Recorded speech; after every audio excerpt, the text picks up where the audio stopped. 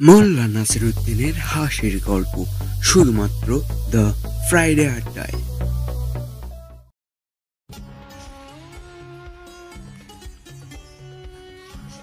এক চোর নাসিরুদ্দিনের বাসার বিলকুল মালপত্র চুরি করে যাচ্ছে।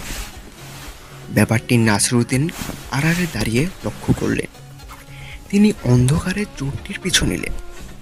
চোরটি নিজের কামরায় গিয়ে মালপত্র রাখল, লেপ তোষক পেতে চমৎকার বিছানা পাতল, তারপর লেপ গায়ে দিয়ে মৌজ করে শুয়ে পড়ল।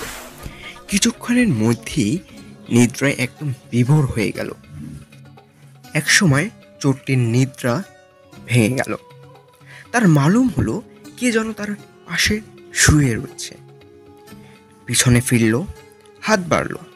হ্যাঁ, আপনিই বটে। চিল্লিয়ে উঠল, কে কে তুই? আমি। তা এখানে কেন? নাসিরুদ্দিন বললেন, আমার লেপ, আমার তোষক, তাতে আমি শুয়ে আছি, তাতে কোন দোষ করেছি বাবু?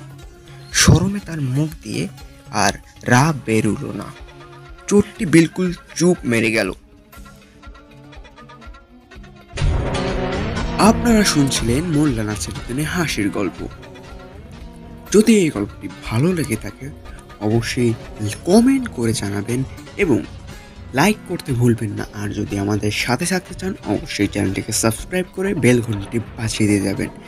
আজকের মতো এইটুকুই, আবার আসবো।